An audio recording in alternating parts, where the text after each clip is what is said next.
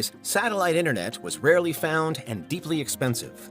Plus, back then, in the 1990s, when the internet in general was only just beginning to take off, it certainly wasn't necessary for everybody to have a computer or to be online.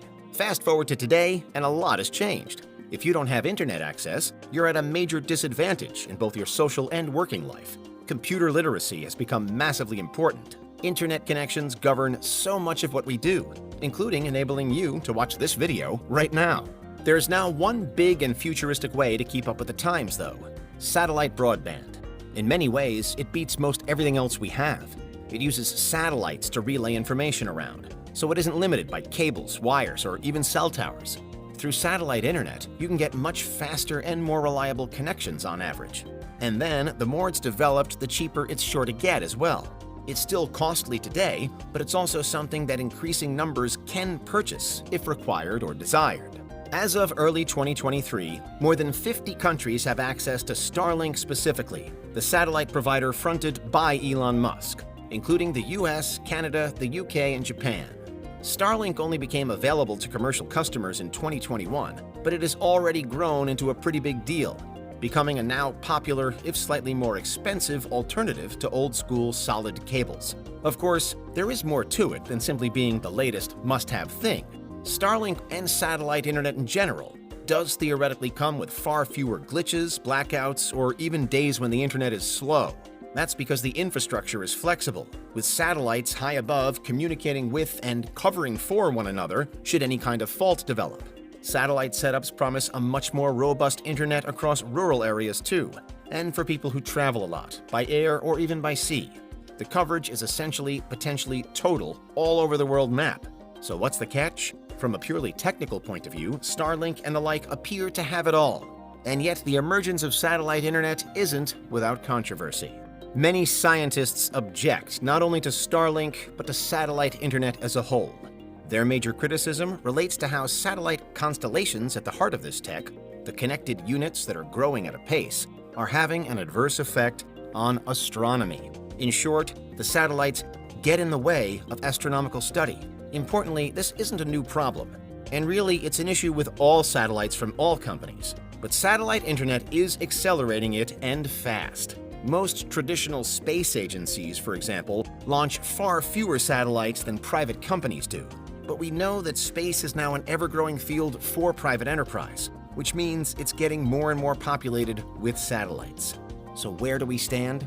According to data compiled by Duosoft, in September 2021, the total number of active satellites orbiting Earth was around 4,550.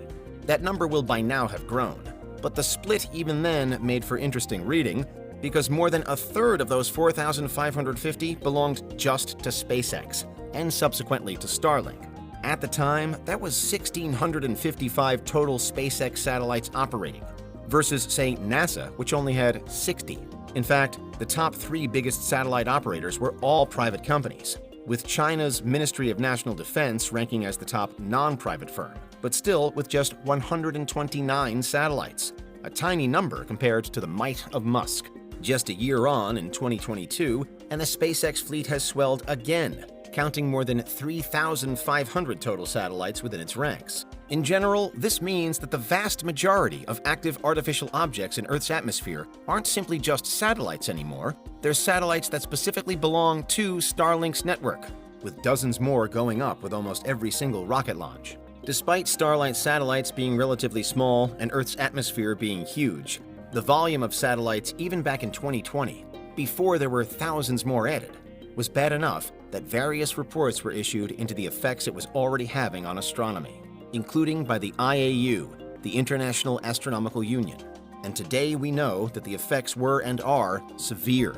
This growing, seeming army of satellites, some of which are densely packed together, has proven to massively limit what astronomers can and can't see in the night sky.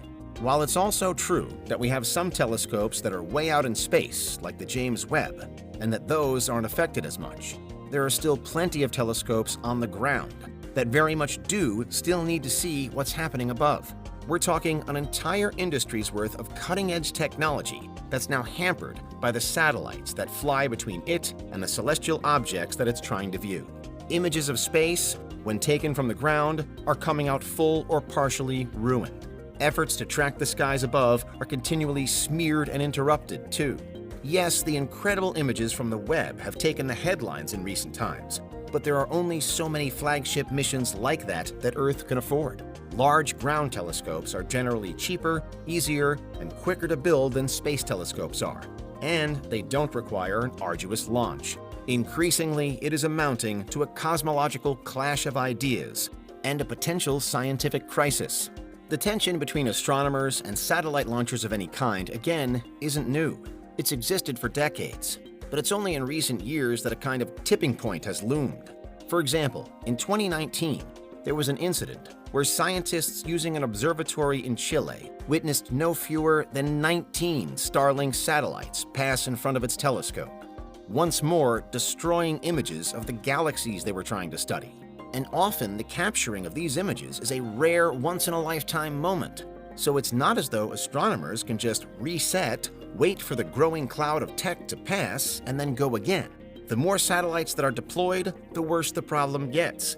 And with SpaceX and Starlink sending up more than anyone else, it's all eyes on them. Finally, there's the growing issue of dead satellites, too. These machines aren't immortal. They eventually glitch, die, or shut down, as all electronics do. However, there isn't yet a way to retrieve expired satellites from the atmosphere if they don't just fall back down to Earth of their own accord.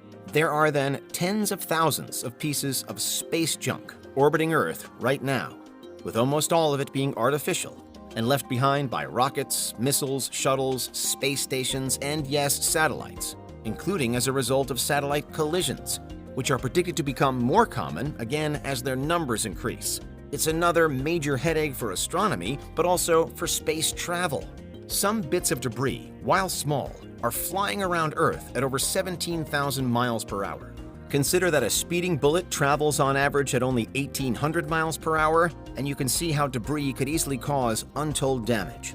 At present, the International Space Station is primed to perform evasive maneuvers if needed, and the debris is tracked as best we can. But how long can we keep it up for if the space junk continues to amass? How long before satellite tech inflicts damage onto itself? Or before an astronaut's life is put at risk? Add into the equation the pollution of the launches to get these machines airborne, and the arguments against rumble on. Of course, every rocket launch generates massive amounts of pollution, but critics argue that it's perhaps harder to justify this environmental damage when the motivation is for a private company to profit, rather than for a public space agency to reach the bleeding edge of science. Arguably, there are other ways to solve the problem of internet access, including increased cable and cell towers. Those towers might be an eyesore, but are they more or less so than the shiny blanket of satellite tech that's now being built above us? It's an emerging debate, but an important one. For those who rally against, including astronomers, one of the most stressful aspects of this is that, again, there's no current way to remove satellites from orbit, even if we wanted to. The launches continue, but there's no real option to rein them back in. For all its promises and innovation, that's why this particular route for technology could still be a very big problem, and especially for astronomers. And that's the bizarre